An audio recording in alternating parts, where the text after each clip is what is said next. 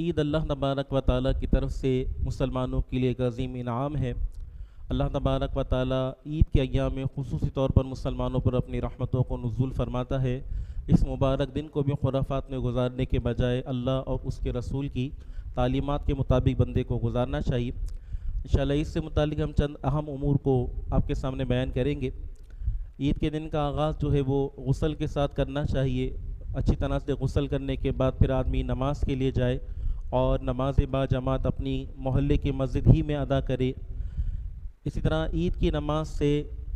نماز کے لیے جب آپ جا رہے ہیں تو عید الاضحیٰ والے دن کچھ نہ کھانا، عید سے قبل کچھ نہ کھانا یہ مستحب ہے، اور افضل یہی ہوتا ہے کہ اگر آپ قربانی کر رہے ہیں تو اپنے قربانی کی گوشت ہی سے آپ کھانے کی ابتدا کریں۔ بعض لوگ اسے روزے کے ساتھ تعبیر کرتے ہیں کہ میں روزہ کھول رہا ہوں جب وہ اپنی قربانی کا گوشت کھاتے ہیں، حقیقت میں کوئی روزہ نہیں ہوتا، کیونکہ ان ایام میں روزہ رکھنا اللہ تبارک و تعالیٰ کی طرف سے منع ہے۔ تو عید کی نماز کے لیے جب بندہ جائے تو ایک راستے سے جائے اور جب واپس آئے تو دوسرے راستے کو اختیار کرے، ایسا کرنا سنت ہے۔ عید الاضحیٰ کی نماز کے لیے جاتے ہوئے بلند آواز سے جو ہے راستے میں تکبیر تشریق پڑھتا رہے، اللہ تبارک و تعالیٰ کا ذکر کرتا رہے، حسب توفیق لوگوں پر صدقہ اور خیرات کرے۔ عید کے دن خوشی کا اظہار کرنا، آپس کے اندر معانقہ کرنا، مصافحہ کرنا یہ مستحب ہے۔ عید کے دن خوشی کا اظہار کرنا چاہیے، اپنے گھر والوں کے ساتھ وسعت کا معاملہ کرنا چاہیے،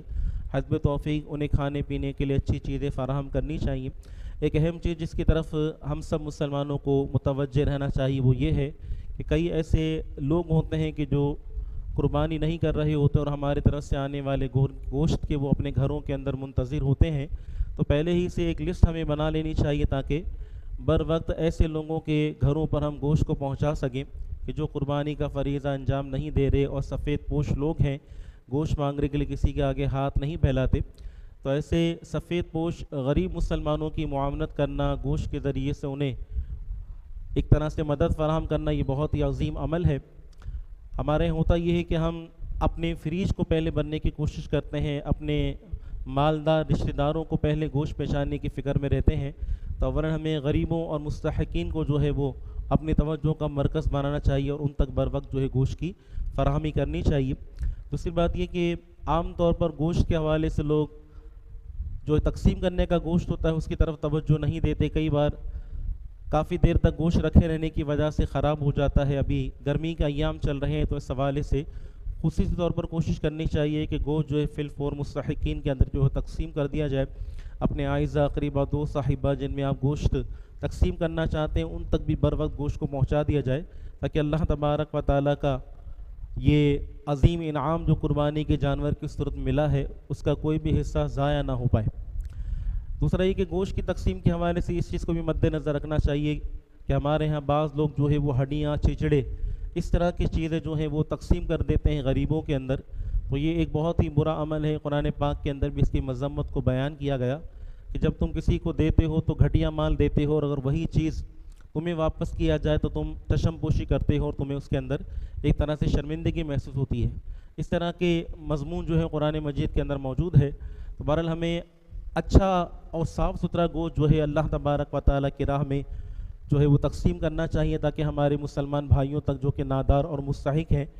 اچھا گوشت جو ہے پہنچ سکے اور ان کے لیے یہ چیز جو ہے خوشی کا باعث بن پائے۔ گوشت کے حوالے سے ایک اور چیز ہمیں یہ بھی دیکھنی چاہیے کہ عام حالات کے اندر جانور کے جن حصوں کا گوشت کھایا جاتا ہے قربانی کے اندر، عام طور پر قصائی جو ہے اس کو ضائع کر دیتا ہے اور اپنی جان چھڑانے کے لیے اگلا جانور نمٹانے کے چکر میں وہ جلد بازی کرتا ہے اور گوشت ان حصوں کا کہ جن میں عام حالات میں گوشت نکال لیا جاتا ہے اسے ویسے ہی وہ چھوڑ دیتا ہے۔ جیسے سری کا گوشت ہوتا ہے اسے سری کو بالکل بھی جو ہے وہ قصاب ہاتھ نہیں لگاتے، اسی طرح دم کو ثابت چھوڑ دیا جاتا ہے، حالانکہ دم کے اندر بھی گوشت کی ایک اچھی مقدار موجود ہوتی ہے۔ اگر ان اعضاء کا گوشت آپ خود کھانا پسند نہیں کرتے تو اسے نکال دیا جائے، اور جو لوگ کھاتے ہیں غریب مستحق لوگ ہیں ان تک اس چیز کو جو ہے پہنچا دیا جائے۔ اسی طریقے سے ایک بہت ہی زیادہ اہم چیز کہ ہمارے ہاں جو ایک مشاہدہ ہوتا ہے اس چیز کا کہ اچھے خاصے نمازی لوگ جو پورا سال نمازوں کا اہتمام کرتے ہیں، قربانی والے دن قربانی کی مصروفیت کو بنیاد بنا کر معاذ اللہ جماعت ترک کر دیتے ہیں، اور بعض تو اتنے بے باک ہو جاتے ہیں کہ معاذ اللہ وہ نماز تک قضا کر دیتے ہیں کہ کپڑے خون آلود ہو گئے ہیں، گوشت پہنچانا ہے، گوشت بنوانا ہے، گوشت رشتہ داروں کے اندر تقسیم کرنا ہے. تو یہ ساری چیزیں اپنی جگہ پر ثواب کے کام ہے، لیکن نماز جو ہے وہ تمام عبادات پر مقدم ہے. نماز کو چھوڑ کر معاذ اللہ ان کاموں کے اندر اپنا وقت صرف کرنا، ان چیزوں کو بنیاد بنا کر معاذ اللہ نماز جیسی اہم عبادات کو ترک کر دینا، یہ بہت بڑی بیوقوفی ہے. اسی طرح بعض لوگ جو ہیں وہ کسی دینی ادارے کے لیے یا فلاحی ادارے کے لیے کھالے جمع کر رہے ہوتے ہیں، یہ بھی ایک بہت اچھا کام ہے. لیکن اس چیز کو بنیاد بنا کر کہ ہمارے کپڑے خون آلود ہیں، جسم خون آلود ہے، وہ نمازوں کو معاذ اللہ قضا کر دیتے ہیں، بر وقت غسل وغیرہ کا اہتمام کر کر پاک صاف ہو کر وقت کے اندر نماز ادا نہیں کرتے، نماز با جماعت کو ترک کر دیتے ہیں. تو ان کا یہ عمل بھی قابل شناعت ہے، ان کا یہ عمل بھی بہت زیادہ برا ہے، اور اللہ تبارک و تعالیٰ کی بارگاہ میں یقینی طور پر اس چیز کی بھی باس پرس ہونی ہے. اسی طرح ہمارے گھر کی خواتین بھی اس حوالے سے بہت زیادہ سستی سے کام لیتی ہیں، اور گوشت کی تقسیم، گوشت کے حصے بنانے، انہیں فریج کے اندر رکھنا، کھانا پکانے وغیرہ کی مصروفیت کو بنیاد بنا کر معاذ اللہ ہماری گھر کی خواتین جو ہے وہ نمازوں کو چھوڑ دیتی ہیں. تو اس چیز کو مد نظر رکھنا چاہیے کہ یہ دن جو ہے اللہ تبارک و تعالیٰ کا شکر ادا کرنے کا دن ہے، اور نماز جو ہے اللہ تبارک و تعالیٰ کی شکر کے ادائیگی کا بہترین ذریعہ ہے.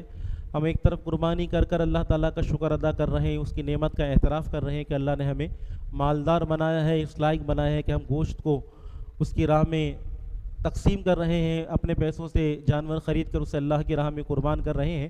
لیکن معاذ اللہ ان ساری چیزوں کے ساتھ اگر ہم نماز کو ضائع کر دیتے ہیں تو کہیں ایسا نہ ہو کہ ہماری قربانی بھی اللہ تبارک و تعالیٰ کی بارگاہ میں قبول نہ ہو سکے. تو اس چیز کو ہمیں مد نظر رکھنا چاہیے.